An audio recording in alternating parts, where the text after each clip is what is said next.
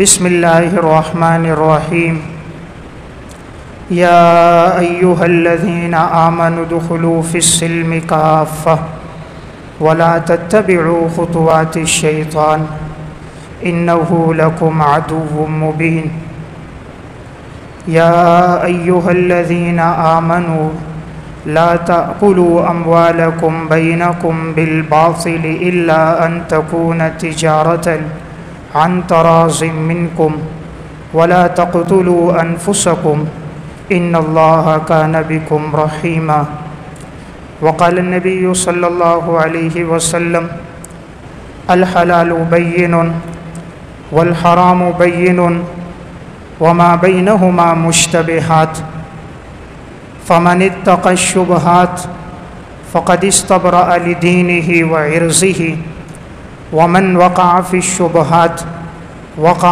في الحرام وقال النبي صلى الله عليه وسلم لا يؤمن أحدكم حتى يحب لأخيه ما يحب لنفسه صدق اللہ العظیم۔ میرے انتہائی واجب الاحترام قابل صد احترام بھائیوں، دوستوں اور بزرگوں، میں نے آپ کے سامنے قرآن کریم کی دو آیات اور نبی اکرم صلی اللہ علیہ وسلم کے ارشادات میں سے دو حدیثیں پڑھی۔ قرآن کریم کی جو آیت میں نے آپ کے سامنے تلاوت کی، اس میں اللہ رب العزت ارشاد فرماتے ہیں یا ایہا الذین آمنوا ادخلوا فی السلم کافہ، اے ایمان والو تم اسلام میں داخل ہو جاؤ پورے ولا تتبعوا خطوات الشیطان، اور تم شیطان کے نقش قدم پر مت چلو، انہ لکم عدو مبین، یقیناً شیطان تمہارا واضح دشمن ہے۔ دوسری آیت میں اللہ رب العزت نے ارشاد فرمایا یا ایہا الذین آمنوا لا تأکلوا اموالکم بینکم بالباطل، اے ایمان والو تم کسی کے مال کو ناحق طور پر مت کھاؤ، الا ان تکون تجارتا عن تراض منکم، مگر یہ ہے کہ تم تجارت کے ساتھ باہمی رضامندی سے ایک دوسرے کا مال استعمال کر سکتے ہو، ولا تقتلوا انفسکم، اور تم اپنے آپ کو مت قتل کرو، اور یقیناً اللہ اپنے بندوں پر بڑا مہربان ہے۔ حدیث میں رسول اللہ صلی اللہ علیہ وسلم نے ارشاد فرمایا الحلال بین والحرام بین، حلال بھی واضح ہے اور حرام بھی واضح ہے، وما بینہما مشتبہات، اور ان حلال اور حرام کے درمیان بہت سی چیزیں مشتبہ ہیں جنہیں اکثر لوگ نہیں جانتے، فمن اتقى الشبہات فقد استبرأ لدینہ وعرضہ، جو شخص شبہات سے بچے گا وہ اپنی عزت کو بھی محفوظ کرے گا اور اپنے دین کو بھی محفوظ کرے گا، ومن وقع فی الشبہات وقع فی الحرام، جو شبہات میں پڑے گا تو ایک وقت آئے گا کہ وہ حرام میں بھی پڑ جائے گا۔ رسول اللہ صلی اللہ علیہ وسلم نے ارشاد فرمایا لا یؤمن احدکم حتی یحب لأخیہ ما یحب لنفسہ، تم میں سے کوئی انسان اس وقت تک مسلمان نہیں ہو سکتا جب تک کہ وہ دوسرے مسلمان کے لیے وہ چیز پسند نہ کرے جو وہ اپنے لیے پسند کرتا ہے۔ تو ان آیات اور احادیث میں جس چیز کا ہمیں درس دیا گیا ہے وہ ہے معاملات کی اہمیت۔ اسلام نے معاملات پہ بڑا زور دیا ہے۔ دین اسلام کا خلاصہ 5 چیزیں ہیں۔ نمبر 1 عقائد، نمبر 2 عبادات، نمبر 3 معاملات، نمبر 4 اخلاقیات، اور نمبر 5 معاشرت۔ یہ 5 چیزیں پورے دین اسلام کا خلاصہ ہے۔ ان میں جو سب سے پہلی چیز ہے وہ عقائد ہے۔ عقائد کا تعلق عمل کے ساتھ نہیں ہے، انسان کے دل کے ساتھ ہے، کہ اللہ کی ذات پر ایمان، رسول اللہ صلی اللہ علیہ وسلم پر ایمان، فرشتوں پر ایمان، جنت اور جہنم پر ایمان، ان چیزوں کا تعلق انسان کے دل سے ہے۔ دوسری چیز ہے عبادات۔ عبادات کے اندر بنیادی عبادات ارکان اسلام وہ 4 ہیں۔ ان میں ایک نماز عبادت ہے جو دن میں 5 دفعہ ہے، روزہ سال میں 1 دفعہ ہے، زکوٰۃ سال میں 1 دفعہ ہے، اور حج زندگی میں 1 دفعہ ہے۔ تیسری چیز آتی ہے معاملات۔ انسان کا جو سب سے زیادہ واسطہ جس چیز سے پڑتا ہے اپنی زندگی میں وہ معاملات سے پڑتا ہے، اس لیے کہ روزہ تو سال میں ایک دفعہ آئے گا، زکوٰۃ اور حج یہ صاحب نصاب پر ہے، اگر کوئی صاحب نصاب نہیں ہے نہ اس پر زکوٰۃ ہے نہ اس پر حج ہے۔ لیکن معاملات ایک ایسی چیز ہے کہ اس کے ساتھ واسطہ مالدار کا بھی پڑتا ہے، غریب کا بھی پڑتا ہے، بادشاہ کا بھی پڑتا ہے، فقیر کا بھی پڑتا ہے، مسافر کا بھی پڑتا ہے، مقیم کا بھی پڑتا ہے، صحت مند کا بھی پڑتا ہے، مریض کا بھی پڑتا ہے۔ معاملات کیا ہیں؟ انسان کوئی چیز خرید رہا ہے، بیچ رہا ہے، لے رہا ہے، دے رہا ہے، کسی سے قرض لے رہا ہے، قرض دے رہا ہے، یہ جتنے بھی معاملات ہیں ہماری زندگی کا اکثر حصہ ان معاملات میں گزرتا ہے۔ فقہ حنفی کی جو کتاب ہے الہدایہ، جس میں سارے مسائل لکھے ہیں انہوں نے، اس کی 4 جلدیں ہیں۔ پہلی جلد کا تعلق عبادات سے ہے، بقیہ تینوں جلدوں کا تعلق معاملات سے ہے۔ یعنی معاملات کے مسائل اتنے زیادہ ہیں کہ فقہاء کرام نے اسے بڑے تفصیل کے ساتھ بیان فرمایا، اور انسان کے مسلمان ہونے کی جو نشانی ہے واضح، وہ اس کے معاملات کا درست ہونا ہے۔ حضرت عمر رضی اللہ تعالیٰ عنہ کے سامنے ایک مقدمہ پیش ہوا۔ حضرت عمر نے مدعی سے گواہ طلب کیے، انہوں نے 2 گواہوں کو پیش کیا۔ حضرت عمر ایک کو جانتے تھے کہ یہ ثقہ اور قابل اعتماد ہے، دوسرے کے بارے میں آپ کو اتنی معلومات نہیں تھیں، تو آپ نے پوچھا تم میں سے کوئی گواہی دیتا ہے کہ یہ قابل اعتماد اور ثقہ ہے؟ ایک شخص نے کہا میں گواہی دیتا ہوں۔ حضرت عمر رضی اللہ تعالیٰ عنہ نے فرمایا کیا تم اس کے ساتھ پڑوس میں رہے ہو؟ اس نے کہا نہیں۔ حضرت عمر نے فرمایا کیا تم نے اس کے ساتھ کوئی معاملہ کیا ہے؟ اس نے کہا نہیں۔ حضرت عمر نے فرمایا جب تمہارا اس کے ساتھ معاملہ بھی نہیں ہوا، تم اس کے پڑوس میں بھی نہیں رہے، تو کیا تم نے اس کے ساتھ کوئی سفر کیا ہے؟ اس نے کہا نہیں۔ حضرت عمر نے کہا پھر لگتا ہے تم نے اس کو کبھی مسجد سے نماز پڑھتے ہوئے نکلتے ہوئے دیکھا ہوگا۔ فرمایا ہاں ایسی ہی بات ہے۔ فرمایا اس کی وجہ سے کوئی قابل اعتماد اور ثقہ نہیں بنتا۔ قابل اعتماد اور ثقہ تب بنے گا، تم دوسرے کے بارے میں تب گواہی دو گے جب تم نے اس کے ساتھ پڑوس میں وقت گزارا ہو، نمبر 2 سفر کیا ہو، نمبر 3 معاملات کیے ہوں۔ تو گویا ان 3 چیزوں سے پتہ چلتا ہے کہ انسان کس قسم کا ہے اور آیا وہ دین کے اندر قابل اعتماد ثقہ ہے یا نہیں ہے۔ شریعت اسلامیہ کو دیکھا جائے تو اس کی 2 قسمیں، نمبر 1 حقوق اللہ، نمبر 2 حقوق العباد۔ اللہ تبارک و تعالیٰ کے حقوق مقدم ہیں عظمت کی وجہ سے، اور بندوں کے جو حقوق ہیں وہ ہیں ضرورت اور حاجت کی وجہ سے۔ اب حقوق العباد جو مقدم ہوتے ہیں حقوق اللہ پر، کہ بندے کا حق اللہ کے حق پر جو غالب ہوتا ہے وہ ضرورت کی وجہ سے، ورنہ عظمت اور مقام اور مرتبہ اللہ رب العزت کی ذات کا ہے، لیکن انسان بندہ اور محتاج ہے، ضرورت مند ہے، اللہ ضرورت مند اور محتاج نہیں ہے، اس وجہ سے حقوق العباد مقدم ہوتے ہیں۔ ضابطہ اور اصول یہ ہوتا ہے جہاں عظمت اور حاجت جمع ہو جائیں وہاں حاجت کا مقام بلند ہوتا ہے۔ اس کی مثال ایسی ہے کہ اگر آپ سے آپ کا کوئی والد، شیخ، استاد پانی مانگ رہا ہے، اور قریب میں ایک مریض ہے جسے خدمت کی ضرورت ہے، وہ مرض الموت میں ہے اور وہ پکار رہا ہے آؤ مجھے آپ کی حاجت ہے، تو ایک طرف استاد خدمت کے لیے بلا رہا ہے اور ایک طرف ایک مریض جو انسان مرض الموت میں ہے وہ پکار رہا ہے۔ استاد کا تقاضا عظمت کا ہے، مریض کا تقاضا ضرورت کا ہے، تو فقہا نے لکھا کہ یہ مریض کے پاس جائے اس لیے کہ اسے حاجت اور ضرورت ہے، اور جب حاجت اور عظمت جمع ہو جائیں تو حاجت کا مقام زیادہ ہوتا ہے۔ اسے ایک دوسری مثال سے سمجھیں۔ ایک آدمی جنگل میں سفر کر رہا ہے، اس کے پاس معمولی سا پانی ہے، ایک طرف ایک نمازی کہتا ہے یہ پانی مجھے دو، میں وضو کر کے نماز پڑھتا ہوں، دوسری طرف ایک بیمار ہے مرض الموت کی حالت میں، وہ پانی مانگتا ہے کہ مجھے پیاس کی شدت ہے مجھے پانی دو، تو اب یہاں یہ مریض کو پانی دے گا اس لیے کہ اسے ضرورت اور حاجت ہے، اور جو پانی مانگ رہا تھا وضو کے لیے وہ اس کی عظمت کا تقاضا تھا، تو یہاں حاجت عظمت پر مقدم ہوگی، لہٰذا وہ مریض کو پانی دے گا، اور اس سے کہا جائے گا آپ کو پانی نہیں ملتا تو آپ تیمم کر لو، پانی کا بدل تیمم موجود ہے۔ اس سے معلوم ہوا کہ جہاں ضرورت اور حاجت جمع ہو جاتے ہیں عظمت، تو اس صورت میں ضرورت کو ترجیح دی جاتی ہے۔ تو بندوں کے جو حقوق ہیں یہ حقوق العباد ہیں، اللہ کا جو حق ہے یہ عظمت کا تقاضا، تو بندوں کے جو حقوق ہیں یہ مقدم ہیں۔ اللہ رب العزت کہ حقوق میں کوئی کمی کوتاہی ہو جائے اللہ تبارک و تعالی اپنے فضل و کرم سے چاہیں تو معاف فرما دیں، لیکن بندے کے حق میں اگر کوئی کمی ہے تو جب تک بندہ معاف نہیں کرے گا اللہ رب العزت بھی معاف نہیں فرماتے۔ شہید کا مقام کتنا بلند و بالا ہے کہ حدیث میں آتا ہے رسول اللہ صلی اللہ علیہ وسلم نے ارشاد فرمایا یغفر للشہید کل ذنب الا الدین، شہید کے سارے گناہ معاف ہیں لیکن قرضہ معاف نہیں۔ اب یہ قرضہ کیوں معاف نہیں؟ کہ اس کا تعلق بندوں کے ساتھ ہے، اسی لیے آپ صلی اللہ علیہ وسلم کے پاس جب کوئی جنازہ آتا آپ پہلا سوال کرتے حل علیہ دین، کیا اس پر کوئی قرضہ تو نہیں ہے؟ اگر آپ کو بتلایا جاتا کہ میت پر قرضہ ہے تو آپ پوچھتے کیا اس نے مال چھوڑا ہے کہ اس کی ادائیگی ہو جائے؟ اگر وہ فرماتے مال ہے تو آپ صلی اللہ علیہ وسلم فرماتے قرضے کی ادائیگی فرما لو، اور اگر مال نہ ہوتا تو آپ صلی اللہ علیہ وسلم ارشاد فرماتے صلوا علی صاحبکم، تم اپنے ساتھی کی نماز جنازہ خود ادا کر لو۔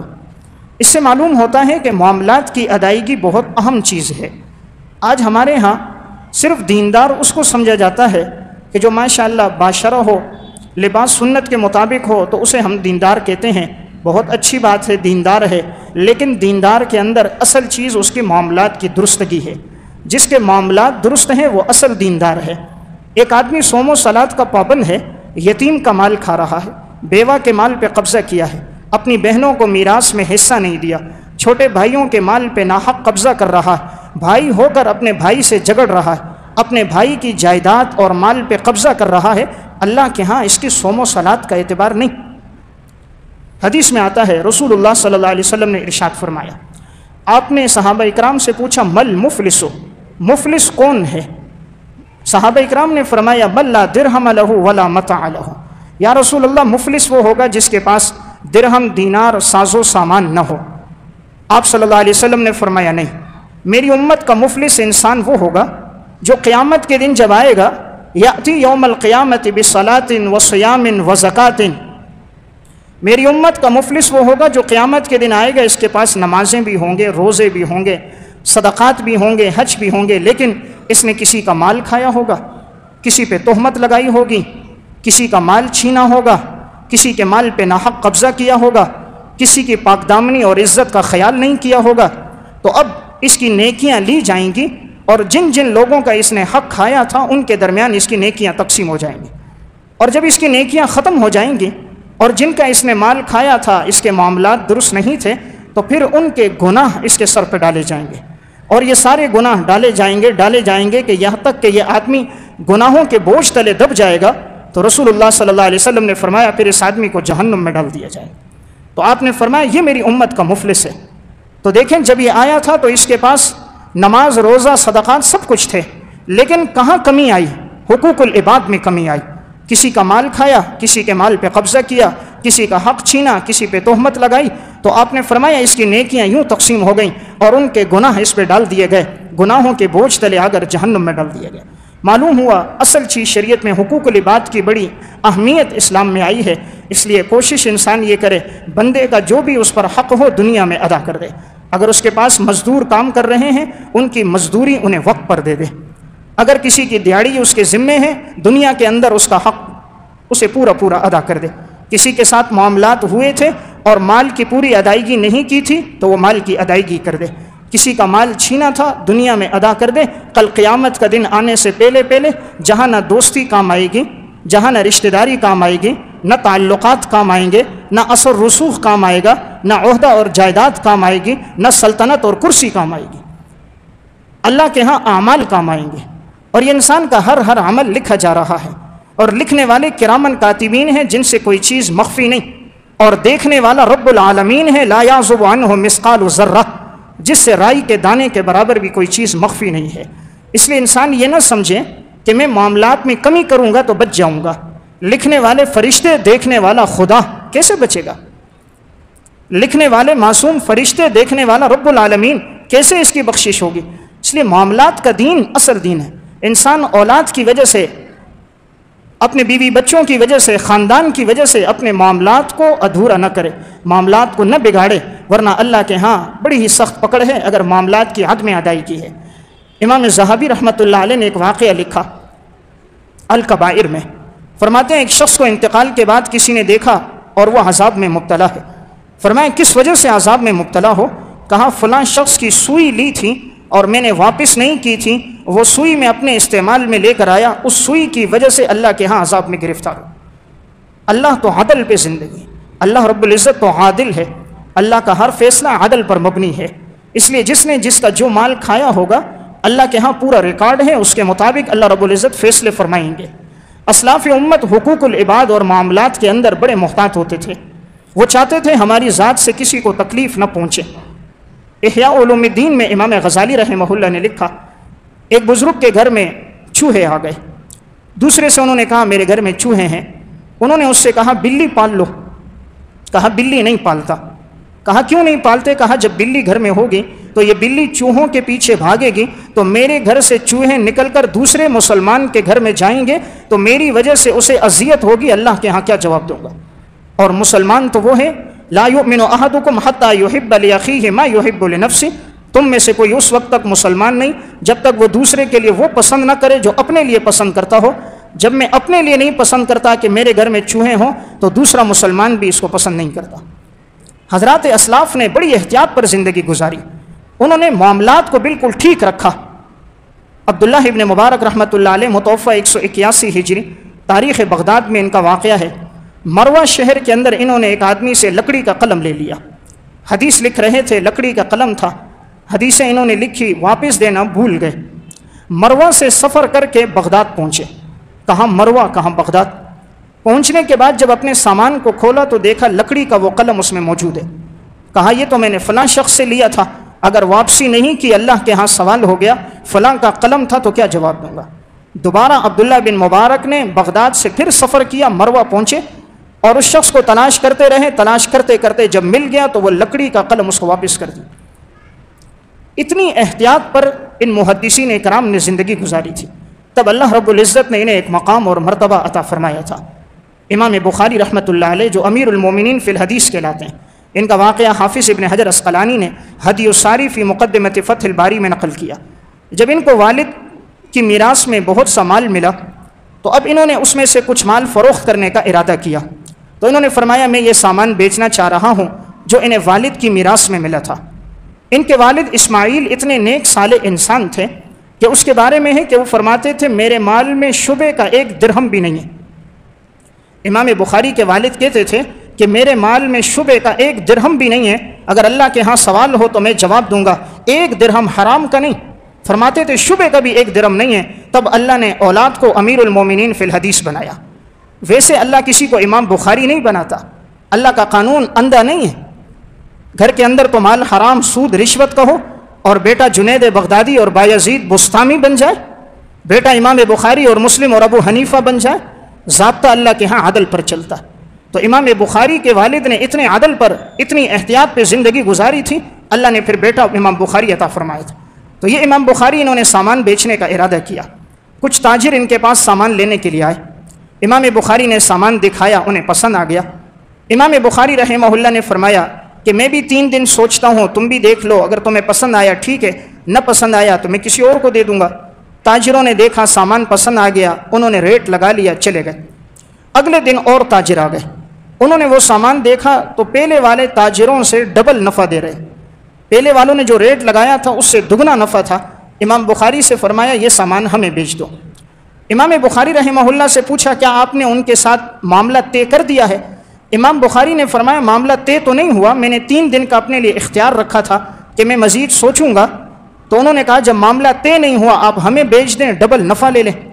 امام بخاری رحمہ اللہ نے فرمایا کہ جب میں نے ان سے معاملہ کیا تو رات کو میں نے نیت کر لی تھی کہ میں ان کو ہی بیچوں گا، اب آپ لوگ آئے ہو، اگر میں آپ کو بیچوں تو میں اپنی نیت کو توڑوں گا اور مجھے یہ پسند نہیں کہ میں اپنی نیت کو توڑ لوں، ڈبل نفع مل رہا ہے۔ لیکن فرمایا میں نے صرف نیت کی ہے، لا احب ان انقض نیتی، میں اپنی نیت کو توڑنا پسند نہیں کرتا، ڈبل نفع کو چھوڑ دیا، پہلے والے تاجروں کو فروخت کر دیا۔ آج تو ہمارا معاملہ طے ہو چکا ہوتا ہے، دوسرے سے بات ہو چکی ہوتی ہے، لیکن ہمیں کوئی ڈبل نہیں، تھوڑا سا زیادہ نفع دے دے تو ہم دوسرے کو چیز بیچ دیتے ہیں، پہلے والے کو نہیں دیتے۔ ہمارے ہاں آج پیسے کی قیمت ہے، شریعت کی قیمت نہیں، ہمارے ہاں مال کی قیمت ہے، اللہ رسول کے احکامات کی قیمت نہیں۔ اس لیے معمولی چیز کے لیے اللہ کے نام کی قسم کھا رہے ہوتے ہیں۔ اللہ کی قسم، بعض نادان سامان بیچنے کے لیے بعض نادان مال فروخت کے لیے کلمہ پڑھ رہے ہوتے کہ لا الہ الا اللہ محمد رسول اللہ، یہ چیز مجھے اتنے میں پڑی، یہ جگہ یہ مکان اتنے کا پڑا ہے، حالانکہ نہیں پڑا، تو اللہ کا بندہ اپنے ایمان کا سودا کر رہا ہوتا۔ حریص دنیا کی خاطر، دنیا تو ملے مال سے بھی انسان چاہ رہا ہوتا۔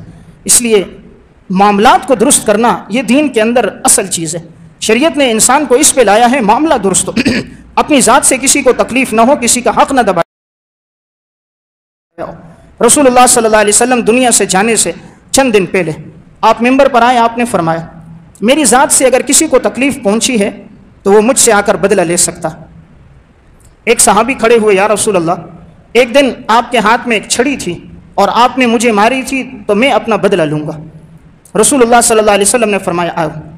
صحابی آگے آ گئے، فرمایا یا رسول اللہ جس وقت آپ نے چھڑی ماری تھی تو میری جو یہ قمیص تھی یہ اوپر تھی اور وہ چھڑی میرے جسم پہ لگی تھی، تو میں بھی آپ کے جسم پر، آپ صلی اللہ علیہ وسلم نے اپنی قمیص اوپر کر دی۔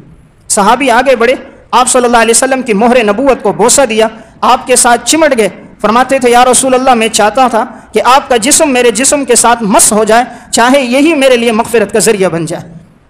اور وہ چھڑی کا واقعہ کیا تھا؟ وہ یہ تھا، آپ صلی اللہ علیہ وسلم سب سیدھی فرما رہے تھے تو یہ سب سے بہت پیچھے تھے، آپ صلی اللہ علیہ وسلم کے ہاتھ میں چھڑی تھی، آپ نے ہلکا سا یوں کیا کہ ذرا آگے ہو جاؤ، یعنی ماری نہیں تھی، چھڑی ہلکی سی ان کے جسم کے ساتھ مس کی تھی کہ آپ اپنی صف میں آپ سیدھے ہو جاؤ، آپ پیچھے ہو۔ تو گویا اتنی بات تھی، لیکن آپ صلی اللہ علیہ وسلم نے اپنے آپ کو پیش کر دیا صحابہ کے سامنے کہ میری پوری 23 سالہ دور نبوت میں اگر کسی کو مجھ سے تکلیف پہنچی ہے تو وہ آ کر مجھ سے اپنا بدلہ لے سکتا۔ جہاں حضور کا عدل وہاں صحابہ کا عشق و محبت بھی ہے۔ تو میں عرض کر رہا تھا معاملات کا دین اصل دین ہے۔ آج ہوتا کیا ہے کہ انسان پیسے کی خاطر، مال کی خاطر ایمان کا سودا کر رہا ہوتا ہے، بھائی اپنے بھائی کو قتل کر رہا ہے۔ آئے دن اخبارات پڑھتے ہو، 3 دن پہلے میں نے اخبار پڑھا، مری کے اندر لڑائی ہوئی، 2 بھائی آپس میں جائیداد پہ تنازع ہوا، ایک نے ایک کو قتل کیا، دوسرے کی اولاد آئی اس نے اس کو قتل کر دیا، دونوں بھائی 2 دن میں قتل ہو گئے۔ اس سے چند دن پہلے اخبار میں پڑھا پنڈی کے اندر معاملہ ہوا، تنازع جائیداد پہ ہوا، دونوں طرف کے فریقین کے 7 آدمی ایک دن میں مارے گئے۔ یعنی آج انسان مال کا ایسا حریص ہے کہ اس کے سامنے رشتوں کی قدر نہیں، وہ یہ نہیں دیکھتا یہ میرا بھائی ہے، یہ میرا چچا ہے، یہ میرا ماموں ہے، یہ میرا بھتیجا ہے، یہ میرا بھانجا ہے۔ اس کی نظر میں پیسے کی اہمیت ہے، اس کی نظر میں انسانیت کی اہمیت کوئی نہیں، اس کی نظر میں اہمیت ہے تو مال اور دولت کی اہمیت۔ اور جو آدمی اس حرام کے راستے سے پیسہ لیتا ہے، جس اولاد کے لیے لیتا ہے، یاد رکھیں اس اولاد کو بھی نصیب نہیں ہوتا، نہ اسے نصیب ہوتا ہے نہ اس کی اولاد کو نصیب ہوتا ہے۔ مکافات عمل میں ڈاکٹر عبدالغنی فاروق نے لکھا ایک واقعہ، کہا کہ ایک شخص ایک پولیس افسر کے ہاں گیا، جب وہاں پر پہنچا تو دیکھا کہ 2 بچے صحن میں کھیل رہے تھے، بڑے خوبصورت بچے تھے، دونوں لڑکے کھیل رہے تھے، 4 سے 5 سال عمر تھی۔ تو اس نے پوچھ لیا یہ کون ہے؟ تو کہا یہ جو فلاں شخص تھا یہ ان کے نواسے ہیں۔ تو اس نے کہا وہ فلاں کون تھا؟ کہا کہ وہ سرگودا کے اندر ایک سرکاری بڑے عہدے پر تھے تعلیمی لحاظ سے، اور وہ شخص تھے کہ جس پر 3 کروڑ روپے کی کرپشن تھی۔ اور کہا یہ وہ آدمی تھا کہ جو رشوت کے ذریعے سے لوگوں کے کام کرتا تھا، کوئی رشوت نہ لے تو کام نہیں کرتا تھا۔ تو کہا یہ بچے جو کھیل رہے ہیں یہ کون ہے؟ کہا اس شخص کے 2 بیٹے تھے، 2 بیٹیاں تھیں، اور اس نے اپنی دونوں بیٹیوں کا نکاح کرایا تھا اپنے دونوں بھتیجوں کے ساتھ۔ 1 سال کا عرصہ گزرا تھا کہ آپس میں ان کی انبن ہوئی اور جھگڑا ہوا، اور جھگڑے نے طول پکڑا تو اس کے دونوں بھتیجوں نے اس کی دونوں بیٹیوں کو طلاق دے دی۔ کرپشن سے جو مال حرام اور رشوت کے راستے سے لیا تھا، جو بڑا بیٹا جس کے لیے بڑی امیدیں تھی اسے اعلیٰ تعلیم دلاؤں گا، جب اس کے لیے سارے کاغذات بنوا دیے، باہر بھیجنے کا وقت ہوا، ایکسیڈنٹ ہوا، اس کا انتقال ہو گیا۔ اور جو دوسرا بیٹا تھا اس کے گھر میں انہوں نے اپنے اسی بھائی کی بیٹی اپنے بیٹے کے نکاح میں، تو اب جب اس نے دیکھا میری دونوں بیٹیوں کو میرے بھتیجوں نے طلاق دیے، تو اپنے بیٹے سے کہا کہ تم بھی اس کی بیٹی کو طلاق دے دو، اس نے بھی طلاق دے دی۔ تو دونوں بیٹیاں بھی گھر آ گئیں، جوان بیٹا بھی حادثے میں چلا گیا، اور دوسرے بیٹے کی بیوی کو بھی طلاق ہو گئی، اور بیوی کا انتقال اس سے پہلے ہو گیا۔ خسرت دنیا والآخرہ، دنیا بھی تباہ آخرت بھی تباہ۔ حرام سے ملا ہوا مال سکون نہیں دیتا۔ یتیم اور بیوہ اور مزدور کے مال پہ قبضہ کر کے اطمینان کبھی نہیں ملتا۔ کسی جنگل میں بیٹھ کر 1000 دانے کی تسبیح ہاتھ میں لے لینا، کسی ویرانے میں بیٹھ کر اللہ اللہ کرنا، کسی درخت کے نیچے بیٹھ کر اللہ کا ذکر کرنا آسان ہے، بازار میں کھڑے ہو کر شریعت کے مطابق زندگی گزارنا یہ مشکل ہے۔ دین نام بازار کی زندگی کا ہے، معاملات کی زندگی کا، وہاں انسان کیسا ہے، یہ جو کہتا ہے یہ کھرا ہے یا نہیں، زبان سے جو کہتا ہے اس پہ پورا اترتا ہے کہ نہیں، وعدہ کرتے ہیں جی فلاں دن آپ کو پیمنٹ دیں گے، مہینے گزر جاتے ہیں دوسرے کا حق نہیں دیتے، مزدور کا مہینہ پورا ہو جاتا ہے اسے تنخواہ نہیں دیتے، اس کی دیہڑیاں کاٹ دیتے ہیں۔ آج کتنے ہیں 4 5 مہینے ہو گئے مزدوروں کی تنخواہیں روکی ہیں، اپنی عیاشی میں کمی نہیں آتی اور مزدور کو دینے کے لیے اس کے پاس تنخواہ نہیں ہے۔ 3 سے 4 سال کوئی مزدور رہ جائے تو نکال دیتے ہیں کہ یہ زیادہ رہے گا تو اس کی مراعات بڑھ جائیں گی، اس کی تنخواہ بڑھ جائے گی۔ تو یہ مال کس کے لیے جمع کر رہا ہے؟ آج رشوت کے ذریعے مسلمان نے نام کیا رکھا؟ حرام کا نام رکھا چائے پانی۔ رسول اللہ صلی اللہ علیہ وسلم فرماتے ہیں الراشی والمرتشی کلاہما فی النار، رشوت لینے والا بھی رشوت دینے والا بھی دونوں جہنم میں جائیں گے۔ حرام کے راستے سے آیا ہوا مال اولاد کو بھی انسان کے نصیب نہیں ہوتا۔ مکافات عمل میں انہوں نے ایک واقعہ لکھا، ایک پولیس انسپکٹر تھے، کہا ساری زندگی معاذ اللہ رشوت میں گزر گئے، ایک سے مال لیا، دوسرے سے مال لیا، بہت سا مال اس نے کما لیا۔ 2 بیٹے اور 2 بیٹیاں تھیں، اپنے بچوں کو تفریح کے لیے لے کر گیا، نہر کے کنارے گھوم رہے تھے تو بچوں نے کہا ٹانگے میں بیٹھتے ہیں اور نہر کے کنارے ٹانگے پہ سفر ہوگا، ہوا لگتی رہے گی، پرکشش ہوا ہے، خوشگوار منظر ہے۔ تو انہوں نے ایک ٹانگے والے کو بلایا، اپنے دونوں بیٹوں کو بیٹیوں کو ٹانگے پر بٹھایا، نہر کے کنارے کنارے ٹانگا چل رہا ہے، یہ پیچھے سے کھڑے ہیں سیلفیاں بنا رہے۔ اچانک چلتے چلتے وہ گھوڑا جو تھا ٹانگے کا وہ بدک گیا اور بدک کر نہر میں اس نے چھلانگ لگا لی، دونوں بیٹے بھی مر گئے، دونوں بیٹیاں بھی مر گئے۔ تھوڑا ہی عرصہ گزرا تھا، بیوی صدمہ برداشت نہ کر سکی، نفسیاتی مریض بن گئی اور اسے نفسیاتی اسپتال میں داخل کر دیا گیا، اور یہ باپ بھی گویا زندہ نظر آتا تھا لیکن اندر سے بالکل ادھورا ہو چکا تھا۔ جس اولاد کے لیے حرام جمع کیا وہ اولاد بھی نصیب نہ ہوئی، مال یہیں کا یہیں رہ گیا۔ اللہ کی نافرمانی کر کے کوئی کبھی سکون نہیں پا سکتا، شریعت کے احکامات کو توڑ کر انسان اطمینان نہیں پا سکتا۔ یہ مال و زر کس کام کا؟ آج اگر جسم سے روح نکل جائے کس اولاد کے لیے جمع کر رہے ہو؟ جواب میں نے دینا، مزے اولاد کرے گی۔ آج تو اتنا معلوم نہیں کل کا دن ہم میں سے کون دیکھے گا نہیں دیکھے گا۔ انسان رات کو سوتا ہے، صبح اعلان ہوتا ہے فلاں کا انتقال ہو گیا۔ موت کے لیے بیماری کا آنا شرط نہیں ہے، موت کے لیے بڑھاپے کا آنا ضروری نہیں ہے، موت کے لیے ایکسیڈنٹ کا ہونا ضروری نہیں ہے۔ موت وقت مقرر جب آئے گا، لا یستأخرون منہ ساعہ ولا یستقدمون، 1 سیکنڈ پیچھے نہیں ہوگا، 1 سیکنڈ آگے نہیں ہوگا، جو وقت مقرر ہے اس پر موت طے ہے۔ ناقابل فراموش سچے واقعات میں انہوں نے ایک قصہ لکھا، ایک بس والا تیزی میں بس چلا رہا ہے، بس نے راولپنڈی جانا تھا، جاتے جاتے راستے میں ایک جگہ اس نے بریک لگا دی۔ کنڈکٹر نے پوچھا استاد کیا ہو گیا؟ کہا مسافر ہے اس کو بٹھا لو۔ اس نے دروازہ کھولا تو باہر کوئی نہیں تھا، اس نے دوبارہ دروازے پہ زور سے مارا، استاد چلنے دو چلنے دو۔ دیکھا استاد نے اپنا سر جھکایا ہوا ہے اور سامنے اسٹینڈ پر اس کا سر ہے۔ کنڈکٹر آواز دے رہا استاد کوئی نہیں ہے چلنے دو، آگے سے کوئی آواز نہیں آ رہی۔ جب آگے جا کر دیکھا تو اس کا انتقال ہو چکا تھا، یعنی روح قبض کرنے کے لیے اسرائیل علیہ السلام آئے ہوئے تھے، تو گویا راستے میں اسے روکا تاکہ دوسروں کی جان بچ جائے، صرف اس کی جان جائے، تو کہا مسافر ہے روک لو، جیسے روکا منٹ نہیں لگا انتقال ہو گیا۔ زندگی کا کیا بھروسہ؟ کس کے لیے انسان حرام جمع کر رہا ہے؟ کس کے لیے معاملات میں کمی کوتاہی کر رہا ہے؟ کس کے لیے انسان جس اولاد کے لیے جمع کرتا ہے، آج اولادیں بھی والدین کے کام نہیں آتی۔ حرام سے پلا ہوا جسم فرما بردار نہیں ہوتا، حرام سے پلا ہوا جسم مستقبل میں آنکھوں کی ٹھنڈک نہیں بنتا، یہ سہارا نہیں بنتا، سکون اور اطمینان کا ذریعہ نہیں بنتا۔